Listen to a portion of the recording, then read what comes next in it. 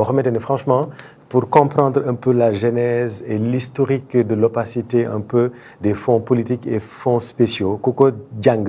di nga xam su Wade su Macky ak voilà su Diouf plutôt su Wade ak su Macky fonds yi fi mu tolloon ak tey jii fi ñu ko yóbbu def ci tamit ay yenn proposition dinañ ci ñëw ci dans le détail mais am na ci benn bu ma jàpp mooy benn sous-commission mixte boo xamante ni da nga wax ni député ak magistrat ngir gën a contrôler les fonds spéciaux yi donc kon tey jii contrôler fonds yooyu noonu c'est une nécessité réellement. Absolument merci c'est vrai xam nga comme débat bi moom dafa am il faut que ñu ci xel yi yem ci wax aussi lan lañ si jàngat ak lan lañ jàpp ne peut-être mooy recommandation yi ñu ciy def parce que boo déggee fonds politique noonu lañ koy woowee parce que bon c'est vrai qu'à l'origine aussi c'était comme ça et puis ensuite dans la pratique on s'est rendu compte que c'est des fonds qui servent beaucoup yoo xam ne politique lay gën a dañ koy utiliser mais les termes techniques on parle plutôt des fonds spéciaux ak aussi seeni différence ci biir parce que am na si yoo xam ne c'est des fonds secrets yoo xam ne ni c'est des fonds yoo xam ne dañ ko dédié aux questions liées à l'intégration africaine, il y a des types d'intervention en matière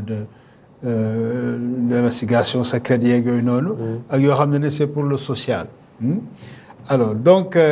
mais luñ ci jàpp mooy effectivement on a fait cette recommandation parce que dañ jàpp ne lépp luy fonds public maanaam luy deniers publics muy loo xam ne ni dafay jógee ci li ñuy collecté ci contribuable sénégalais ku si nekk nga am nga ñàkk yow da ngay contribuer si loolu maanaam mooy li askan wi di dajale loolu lépp luñ ciy dépensé bu dee 15 dañ ko war a teg ci lu leer wala mu wóor nañu ni lii mu ngi lijjanti loo xam ne ni lu njëriñ la ci askan wi donc loolu moo tax pour man fonds yëpp dañu leen war a contrôler mais contrôle bi mënul nekk benn parce que effectivement boo amee budget il y a des fonds yoo xam ne xam nañ fu muy dem mu leer et cetera effectivement soxla nañu aussi dans un état loolu il faut ñu wax ko surtout au niveau de l'exécutif parce que par ailleurs doo ko comprendre parce que il faut que me profite aussi pour rappeler que ni fonds yi finalement ce n'est pas seulement pour le président parce que premier ministre am na ko même président assemblée nationale am na ay fonds à côté yoo xam ne doo koy gérer noonu mais donc li ci fës nag mooy li nga xam ne président moom moo ko yor loolu effectivement président war na am marge de manœuvre pour di am loo xam ne ni dina ko permettre muy régler ay affaires yoo xam ne ni xëy na du loo xam ne ni ñëpp war nañ ko mën a xam parce que yore état dafa laaj léegi-léegi loo xam ne ne kumpa la mais loolu warul tax mu ñàkk contrôle c'est-à-dire mënuloo bàyyi rek donte xam nga loolu mais ñu defee ko naka sa du noonu parce que lu tax mënuloo ko bàyyi mooy dañu constaté ni dafa am ay abus yu si am léeg-léeg fonds yooyu bu fekkee ne yóbbu nañ ko fu mu war a dem pour lijjanti loo xam ne ni ci kaaraange réew mi la wala ci lijjanti yoo xam ne ni war nañ ko def njëriñu askan wi la te ñëpp waruñu ko mën a yëg loolu mën nañ ko comprendre mais lu ñuy jàpp ne mooy souvent aussi dafay fonds yoo xam ne ni dafay servir de fonds de clientélisme politique maanaam ñu ko yor dañ koy utiliser pour gën a dëgër seen dëgëraayu politique di ko utiliser pour def seeni politique loo xam ne ni seen intérêt personnel la wala seen intérêt parti. ñu ko yor en l'occurrence président de la République ba tey ci premier ministre aussi parce que am na ko même président assemblée nationale am na fonds yu mel loolu yu mu yor mais kii du benn proportion yi du benn donc loolu moo tax ñu ne loolu il faut ñu xool ko mais boo gëstoo da ngay gis ne fonds yi non seulement il y a des abus ñu ko constaté mais aussi li ci gën a am solo mooy opacité bi si nekk ba seet yaa ngi koy wax sànq ay bu fi Abdou Diouf daan jógee fonds yu politique yi mu doon dépensé fonds spéciaux yi mu doon dépensé daal weesul woon ay 650 millions am wala bëriwul 640 à 650 millions de francs CFA waaw gis nga Ablaye Wade laa di ñëwee nag la affaire bi de pum xam nga ñu ñëw ba ci 8 milliards 8 milliards par an waaw mais li si gën a grave mooy avec des dépassements massifs constatés par l'IGE donc 48 milliards tirés directement du trésor ay dépassement massif xam nga dafa bëri 8 milliards ba ci ay 40 milliards et cetera te lu si am nag mooy loolu non seulement ay lu mel ni IGE constaté nañ ko mais dara xew si y a jamais eu de mesure yu ñu jël pour ne non lii mënul lekk da ngay xool sax après dafay empiéter d'une année budgétaire à une autre et cetera moom mu ne empilé wu nekk xaalis bu bëri boo xam ne ni kenn xamul fu mu jaar te c'est resté dans une gestion secrète. Macky Sall aussi bu mu ñëwee ak foofu la toll ci ay 8 milliards et cetera mais ñu constaté aussi ba léegi aussi opacité bi dafay am. Près de 104 milliards alloués à la présidence entre 2012 et 2017 et environ 8 milliards répartis dans 3 principales rubriques dans la LFI de 2024. Voilà xam nga loolu bëri na. mais kenn mënul wax fi la dugg. ndax dañ ko utiliser pour politique ndax dañ ko utiliser pour et cetera donc yu mel noonu moo tax ñu war ko tey régler. te lu tax ñu war ko régler facilement tey mooy waaye ne gis nga président bi ñu fal mu nekk fii muy Bassirou Diomaye Faye daf ko defoon ci programme am. c'est une promesse de rupture. voilà daf ko def promesse électorale daf ko ci programme am te mu nekkoon aussi débat public boo xam ne ni citoyen ñoo doon laaj affaire bi transparence war na si am parce que yenn yi normalul donc moo tax bu ñu fi tollee tey jii nii dañu am opportunité ñu régler ko définitivement. te régler ko définitivement mooy fexe ba abus dootul am ci ces fonds spéciaux là. ba pare dinañ ko leeral séparer les différents types de fonds spéciaux lii bu dee social la ñu ne lii social la te loolu waru am problème war nañ ko mën a saytu. seulement contexte bi xëy na peut-être moo tax débat bi di gën a complexe parce que n'oublions pas que c'est vrai c'est une promesse de rupture. mais tey jii nii Pastef ñu nga appuyer ci fonds politique yi parce que xam nañ ne foofu manifestement c'est un point sensible mais est-ce que si on n'était pas dans ce contexte-là situation bi doon na demee nii. waaw xam nga c'est une bonne question xam nga lu tax. parce que Pastef est au pouvoir depuis mars 2024. exactement mars ba tey jii nii defuñu si dara. au contraire ñu ngi continuer di jël seen i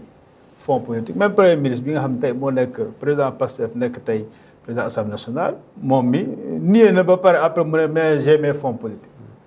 diire boobu yëpp ils n'ont rien fait sur les fonds politiques donc moo tax tey jii nii ñu indi débat bi mais il faut faire la part des choses am na loo xam ne ñun nga xam ne ñun nous sommes des citoyens on n'est pas dans des intérêts calcul partisans suñu leen newul si yooyu xam nga lan moo ñu intéressé mooy lan mooy tax li ñu doxalee askan bi jëm kanam lan lañ mën a suivre li nga xam ne dañu jàppoon démb ne lii lu jaadu la tey buñ ci tollee ñu war ko lijjanti donc le contexte de lutte de pouvoir bi nga xam ne moo fi am effectivement ba tax acteurs yi politiques yi di am yenn xeetu positionnement yoo xam ne ni ñu ngi koy am peut-être si xeexante seen biir la pour man ça ne m'intéresse pas ce qui m'intéresse mooy est-ce que actes yi ñuy posé effectivement nekk na actes yoo xam ne ni dañu permettre ñun ñu régler suñu problème di avancer suñu réew donc boo leen liiree di nga gis ne effectivement li ma wax sànq c'est pas véritablement une volonté saine mais loolu seen problème la li waaj doon wax seen affaire la xamuñu luy suñu affaire mooy jàpp nañ ne fonds yi dañ ko war a régler dañ ko war a suivre am nañ opportunité def ko nañu ko def parce que loolu mooy njëriñu réew mi. mais ça c'est le discours de Pastef d'aujourd'hui. non je pense que même avant ñu ñëw pouvoir bi dañ ko wax. non comme que tey jii am na si moom moo doon wax naan fonds politique dafa xaraam. c'est le président Pastef moo ko doon wax. tu vois mais après gis nañ ne bu ñu ko falee nee na musul wax loolu sax wax na ko. donc il a changé de comportement moo tax may la man changement de comportement des acteurs politiques c'est pas ce qui m'intéresse parce que ñoom noonu la ñu mel. seeni wax man du ma ci dóor sama doom. li ma intéressé mooy lan lañ jàpp ne lii moo baax ci Sénégal. ñu taxaw foofu c'est-à-dire constance boobu ñun ñu amoon démb nañ ci nekk ba tey bu fekkee ñoom hommes politiques ils sont pas capables de constance parce que leur position c'est au gré de leurs intérêts du moment loolu na ko Sénégalais xam rek xam ni ñuy jëflanteeg ñoom mais li nga xam ne mooy intérêt Sénégal ñun nañ ci teg suñu tànk bañ ci suivre ay nu mu tuddee ces girouettes politiques là yoo xam ne ni vent bi rek moo koy déterminer voilà. li ci gën a jafe mooy loolu de parce que bu ci politique xasee laxasu règlement de compte parce que bu dee loi bi da nga koy def pour l'intérêt de tout le monde c'est plus facile mais loi bi bu dee da nga koy circonstancier ci ok jamono wala dama bëgg a dal ci kaw diw wala diw. dafay daal di compliqué naka la ñuy fexee ba profité ci débat bi mais génne ci li nga xamante ni moo gën pour Sénégal loolu moo li gën a jafe. xam nga man bu ñuy wax ñun tey bu ñuy wax si tu considères les acteurs politiques sénégalais la ñuy wax quoi sénégalais man ku ma intéressé mooy le président de la République xam nga lu tax parce que moom la ñu fal président de la République la ñu fal donc dañ ne ko moom moo ko wax sax mu ne bu ma ñëwee dinaa régler fonds politique yi dama koy dindi sax après def ko ay fonds spéciaux yoo xam ne ni nii laa koy organiser et cetera ba pare am na mu ci koy contrôler dañ koy laaj ak ñu ne président li nga diggoon Sénégalais ba ñu voté la jël ko rek nga appliqué ko moom la ñuy waxal quoi jël ko nga appliqué moo tax ma ne bu fekkee ne tey sax initiative bi dafa jóge ci majorité parlementaire bi nga xam ne mooy une scission de la majorité au pouvoir. Tout à fait. Rester Pastef quand même alors même bu fekkee ne foofu la jógee pour man président warul am une posture contre cette proposition de loi. Même si bu fekkente ne comme moom ni mu koy waxee quand tu es dans l'opposition tu es responsable de rien et que tey jii fi mu toog ak li mu xam xëy na peut-être moo tax il peut changer de posture.